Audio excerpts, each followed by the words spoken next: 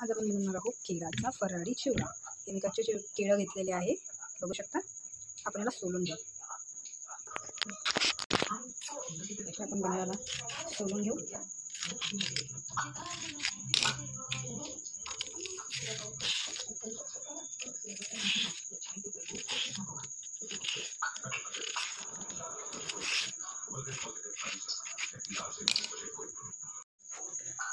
सोलून झालेत।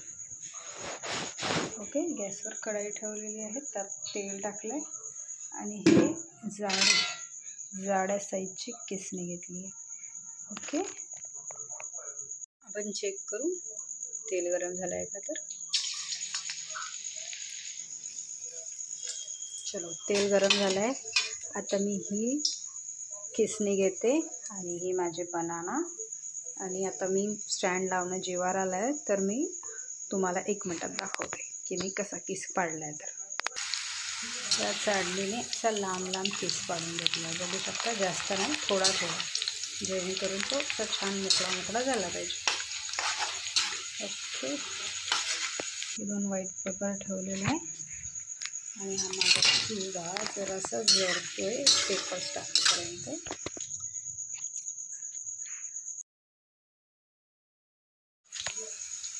एक एक करून मी सर्व तळून घेते। चिवड्यासाठी लागणारा मसाला त्यामध्ये आहे सोप, जिरं, साखर, साधं मीठ, आमचूर पावडर, तिखट आणि काळं मीठ, बघू शकता तुम्ही। आपण आता हे सर्व एक मिक्सरमधून फिरवून घेऊ। हा माझा मसाला तयार झालेला आहे। हा मसाला माझ्या आईला फार आवडायचा जेव्हा मी चिवडा बनवायची तर। त्यासाठी घेतले शेंगदाणे, कढीपत्ता आणि हिरवी मिरची। सर्वप्रथम आपण कढीपत्ता आणि हिरवी मिरची छान खमंगाच्या तेलात ठेवू दे। मग शेंगदाणे बघा, हे होत आहे छान। हिरवी मिरची पण थोडं आणखी खमंग होऊ दे आपण, तिचं पूर्ण पाणी सुटू दे।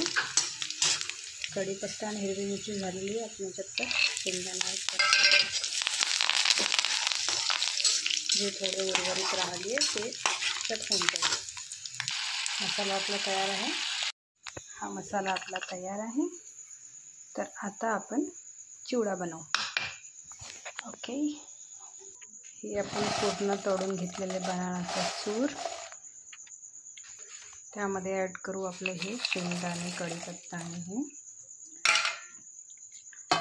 त्यानंतर आपण हा मसाला बनवला आहे, हा मसाला ॲड करू।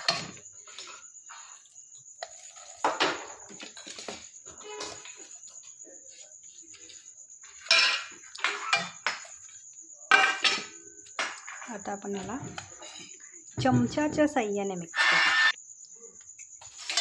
हा माझा चिवडा मिक्स करून झालेला आहे, तर आपण याला आता सर्व करू। तर हा माझा चिवडा तयार आहे, बघू शकता। तुम्हाला सर्व दिसेल, याच्यामध्ये तुम्ही ड्रायफ्रूटसुद्धा टाकू शकता। खा, प्या, मजा करा। खाऊन पिऊन मजा नका करू, हे कधी कधीच खा, कारण की तेल खाणं चांगलं नाही आहे। थँक्यू।